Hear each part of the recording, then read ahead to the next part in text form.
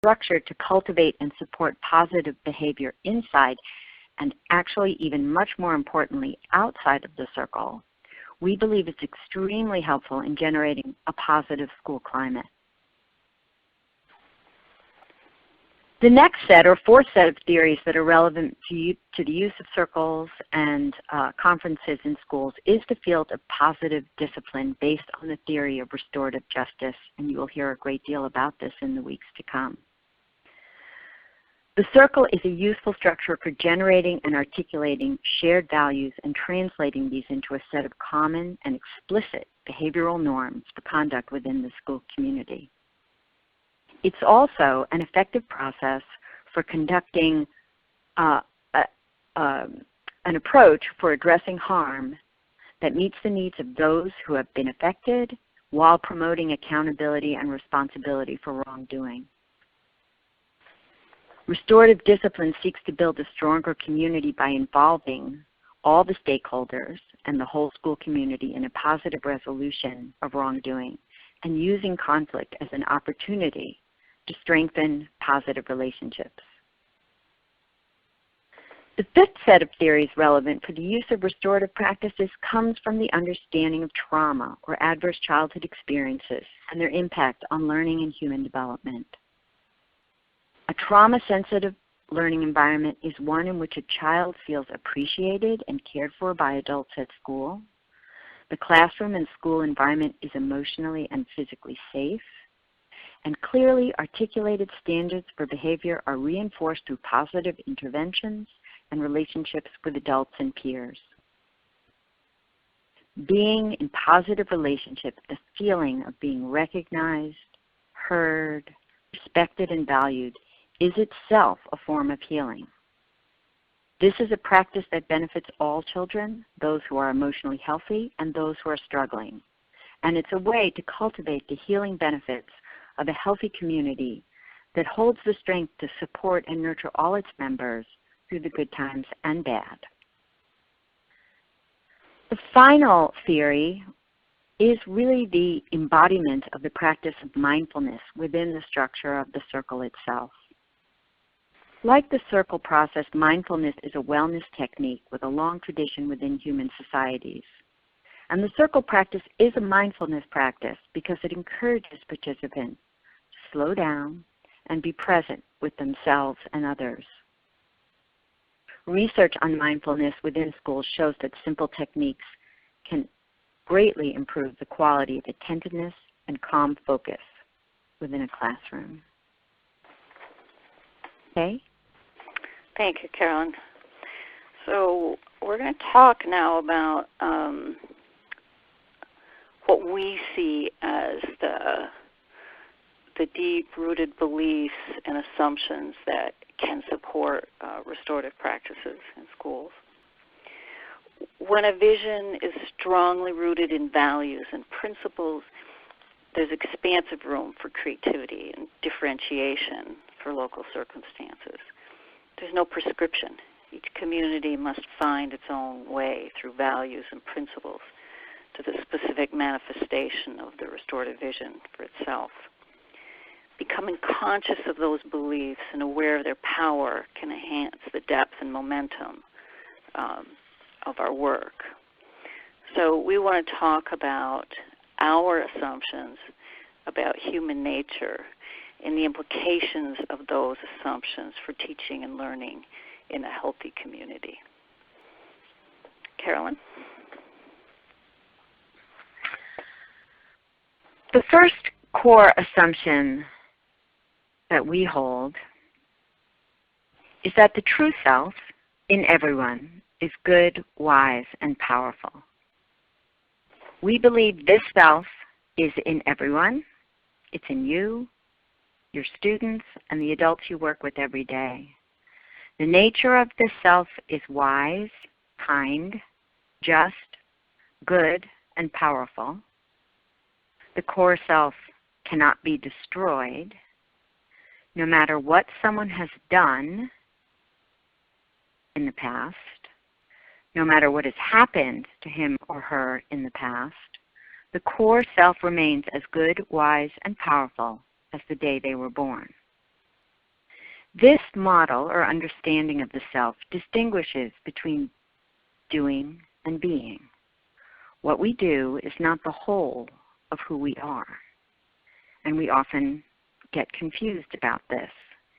We mistake the roles we play or the emotions we feel for our core self. Beneath the acts and masks we humans adopt, is a deeper and healthier self. Helping students and all members of the school community tune into the goodness and wisdom of their true self is the first step towards realigning their behavior in the world with this deeper self. Okay? The second core assumption that we identified for the work that we've done together is really captured nicely in a quote from Albert Einstein, so I'm going to begin with that. This idea that the world is profoundly interconnected. Einstein says, "A human being is part of the whole called by us the universe, a part limited in time and space. He experiences himself, his thoughts and feelings as something separate from the rest, a kind of optical delusion of his consciousness. This delusion is a kind of prison for us, restricting us to our personal desires and to affection for a few persons nearest to us. Our task must be to free ourselves from this prison by widening our circle of compassion to embrace all living creatures and the whole of nature in its beauty." When Native people say we are all related, they mean that human beings are connected to all living creatures and are part of the natural world. Traditional African society uses the term Ubuntu to express the idea that each of us is fundamentally a part of the whole. It translates, "I am because we are." We believe this principle reminds us that there are no throwaway kids or people. We cannot drop out, kick out, or get rid of anything without literally throwing away a part of ourselves. By excluding someone, we harm ourselves as well as the fabric of our community. Every suspension and expulsion reverberates through a web of interconnected relationships with unintended, harmful consequences. Because we're connected, what we do to others, we also do to ourselves, although we may not always realize that this is happening. Many wisdom traditions counsel us to act with this understanding in mind. We are all profoundly interconnected. Carolyn? Our third core assumption is that all human beings have a deep desire to be in good relationships. We believe all people want to love and be loved, and that all people want to be respected. This may not be what they show in their behavior, particularly when they have not been loved and respected by others. But at our core, we all desire to be in good relationship with others. Okay? Our fourth core assumption is that all humans have gifts and everyone is needed for what they bring. We believe that in human societies, all gifts are indispensable to the well-being of the whole. Within nature, diversity is a source of strength. Interdependence is essential for survival. It is the way of nature. Every cell in our body is differentiated to perform a specialized function that contributes to the whole. This is as true for families as it is for organizations. Different people are needed because different people see and do things differently. We require the contribution of diverse talents, personalities, and perspectives to find creative and innovative solutions to meeting our needs. It takes a sense of humility, realizing that each of us alone does not have all the answers, and a sense of gratitude for us to be open to all the gifts that others bring. Carolyn? Our fifth core assumption, my personal favorite, is that everything we need to make positive change is already here. We believe that everything we need to make positive change within our school community is already here. This is because human creativity and human commitment are our greatest treasure and our greatest hope. We believe school communities hold rich reservoirs of talent and wisdom that are waiting to be accessed. If we fail to see ourselves as creators of our school culture, we deny the power to change it. We need to learn how to tap into the wisdom and creative energy of all our human resources, students, teachers, parents, extended families, administrators, secretaries, custodial staff, school resource officers, and many more who are present within our community. By doing this, we liberate the potential of our collective power to create the world we desire. Okay? Our sixth core assumption is that human beings are holistic. Our minds, bodies, emotions, and spirits are in all that we do. These are equally important parts of us as human beings. Each provides ways of knowing and sources of both knowledge and wisdom. Learning is a holistic process engaging body, heart, and spirit, as well as the mind in an integrated process. In this approach to creating healthy schools, we seek to engage all parts of ourselves, our intellect, emotions, spirit, and body. We seek to attend to the needs of each of these parts of ourselves so that we can nurture the multiple intelligences that are a part of the human capacity. Carolyn? Our final core assumption is that we need practices to build habits that help us connect with our core self. We need practices that help us live in a way that aligns with our values and helps us build healthy relationships in classrooms and school communities. The kind of relationship among students and adults within a school community is a matter of intention. If we choose to nurture positive relationships, they will flourish. We are used to saying the magic of circle is in the practice of circle. Okay? So these core assumptions are not unique to us, and they're not actually unique to restorative practices either. It's one of the things that I think is very hopeful about the restorative justice movement is that the key ideas and concepts that are the foundation of our work are showing up in lots of different streams of discipline and lots of different work that's out there. These are, however, not the assumptions that most of our social institutions are built on.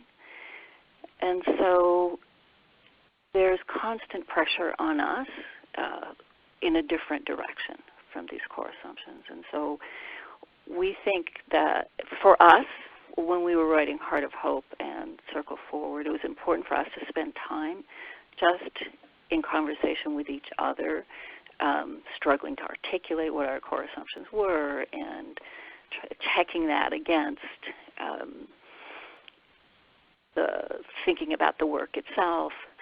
So there's some practice suggestions for the end of this session, and the first one is about these core assumptions and invites you to choose a core assumption that has energy for you. And it might be one you strongly agree with or one that you disagree with, and to find a colleague with whom you can have a conversation about that core assumption.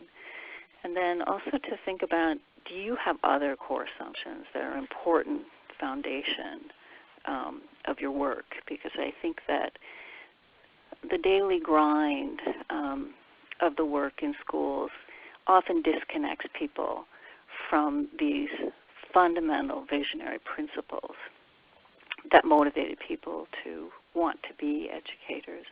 And so a process of taking the time to think about your own core assumptions and to find others to talk about that with, I think is is really helpful to maintain energy and passion for this work.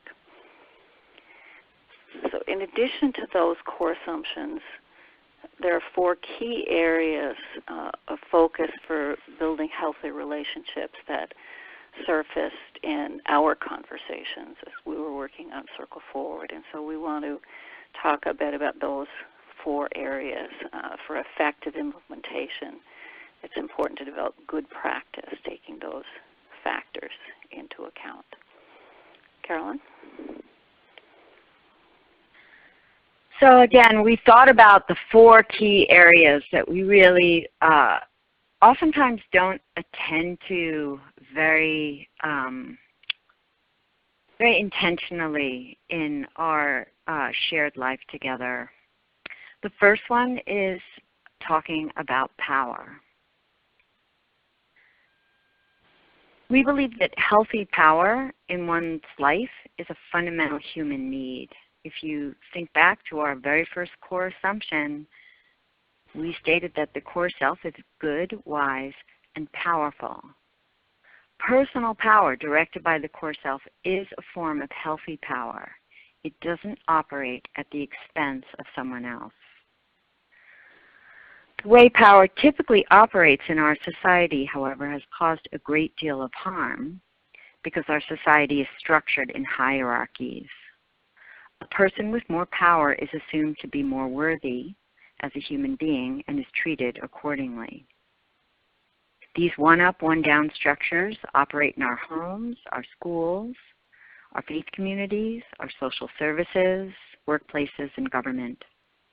Issues of power permeate human interactions in our personal community and public parts of our life. Though these power dynamics profoundly shape our interactions, they frequently, typically, go unexamined. In schools, as in all communities, there's also a need for order. Teachers and adults in general possess authority, and that authority is a form of power, and it's used to direct the behavior of children in the interest of the larger community. For children, learning to respect legitimate authority and cooperate with it is a basic task of growing into healthy adulthood. But there's a paradox that comes with the power of authority. If individuals feel that authority is legitimate and fair, they'll accept it and respect that power. When they feel it's unjustified, they'll resent it and typically resist it. The paradox is that in order for authority to be seen as legitimate, it's necessary that the individual feel that their own personal power is still respected by those in authority. Under conditions of respectful and trusting relationships, adults have enormous influence over the behavior of young people who have a deep desire to remain and to be in positive relationship with important people in their lives.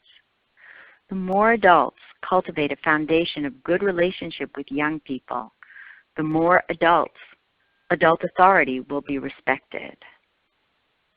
Paradoxically, the less adults use power to control the behavior of young people, the greater is their influence to shape that behavior through the cultivation of a healthy respect for authority.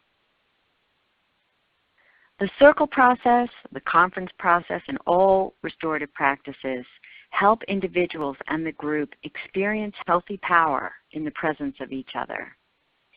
In the circle, each person has a voice, each person is valued, and no one is more important than anyone else. It is an experience of healthy personal power or power with when people are experiencing restorative practices. Okay? Another concept that we thought was really important to think about is the idea of justice. All human beings have a strong, innate sense of justice. Justice is not something that's defined by law. Human beings view and experience every relationship in their lives as either just or unjust. every interaction in their lives as just or unjust. Youth often, in schools, youth often perceive their relationship with adults to be unjust when adults exercise their power in ways that do not respect the personal power of youth. Young people respect the authority of adults who in turn are respectful of their personal power to exercise meaningful choices. In any community, when someone treats another person unjustly, there's a need to restore the sense of justice by having an individual participate in a process that acknowledges the wrong and makes repair through sincere apologies and meaningful reparations. The direct participation of the individuals who feel unjustly treated and those responsible for harming others is essential in repairing the positive relationship between these members of the community so that the future relationships are no longer tainted by a continuing sense of injustice. We also felt it was very important for educators to pay attention to and think about the question of belonging. That need for belonging is not just a result of our socialization. It is deeply imprinted in our genetic makeup. The need to belong is so central to our sense of self that we will do whatever is necessary to meet that need, including violating our values and disconnecting from the core self. If we cannot meet the need for belonging in healthy ways, we will resort to unhealthy ones. For better or for worse, schools are communities where students experience either belonging or not belonging to that community. It is important for schools to nurture a sense of belonging in every student. The pain and fear of not belonging is at the root of much violence and harm in our schools. Living together as if everyone belongs might be the biggest violence prevention measure we could ever devise. The use of restorative practices helps us to live as if everyone belongs. Restorative practices offer a way to create and continually enhance that sense of belonging. Carolyn? So lastly and finally, we felt we needed to talk about joy. As human beings, we are born with the capacity to experience joy. Every baby, regardless of cultural origins, responds with wriggling delight to a smiling face. This universal reaction reflects an inborn human capacity for joy. Joy is a powerful positive emotion. It increases our capacity to think and speak clearly. Mental work is more effective if it's done with joy. Joy is an antidote to stress. The ability to access joy even in difficult circumstances is a quality of resilience. Holistically, our mental, physical, emotional, and spiritual well-being is enhanced by joy. If we bring joy into our classrooms, we influence others to be more joyful. All of us, children and adults, are better able to learn, teach, and grow when we experience a sense of joyous well-being within our environment. Cultivating joy is a practice, one that is self-reinforcing as it grows, but it initially requires intentional choice and energy. The circle and other restorative practices are spaces where we connect with a joyous appreciation of ourself and others. Circles are one way to consciously cultivate a joyous school environment. I want to share then, as the words of the Sufi poet Rumi reminds us of this capacity for joy when he writes, "Keep knocking, and the joy inside will eventually open a window and look out to see who's there."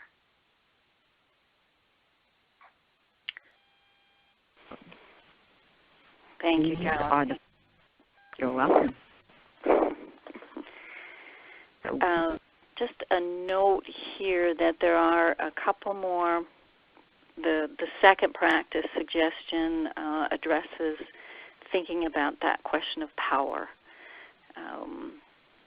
noticing how power operates in your own life. Where are you the person with more power in a relationship? Where are you the person with less power in a relationship?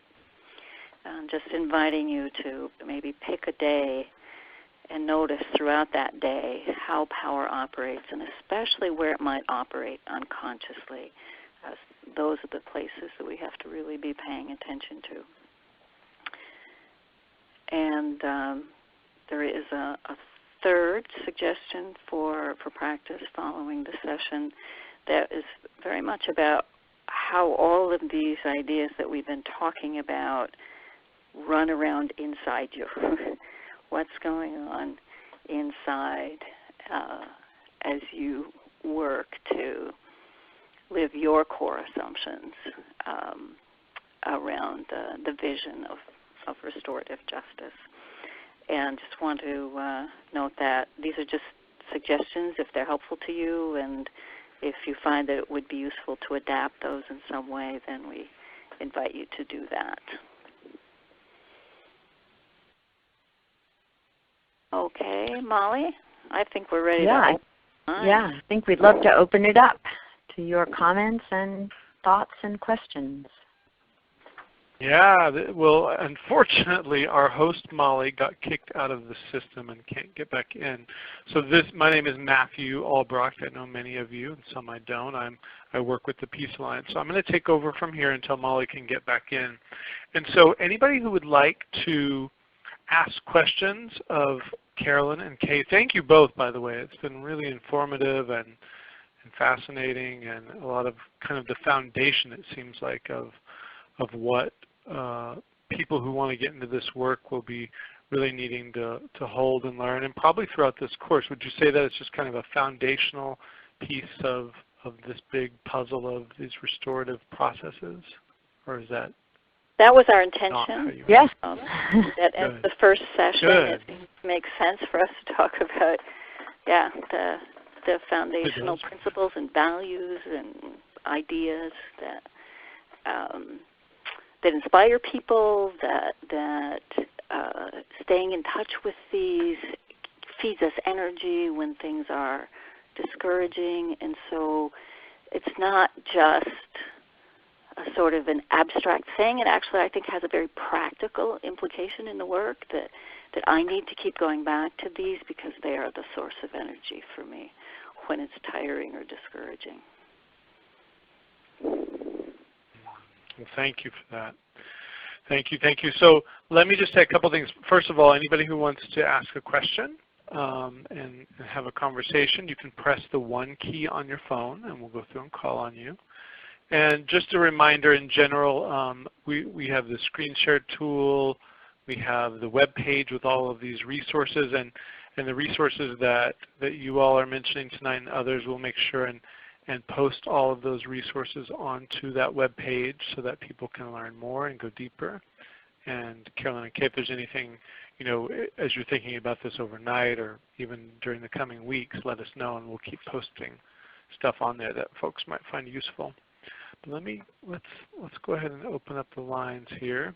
So again, you can push 1 on your keypad, and we will open up the lines for you.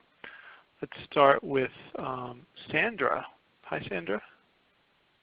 Hi, I'm calling from Wisconsin. I love everything that you're presenting. I've been a student of Marshall Rosenberg, and as a consultant, after leaving teaching at a multiple intelligence school, which was the only one of its kind in our state back in the early 90s, been traveling nationally, working with tribal schools, and more recently doing substitute teaching in between my consults here in the Milwaukee area, about 7 districts. And what I have encountered in all of the districts is about 85% of the students are miserable, unhappy, depressed, because, and many of them tell me, we love to learn, but school was not about learning. It's about prescribed information that we are told to absorb and play back on a test,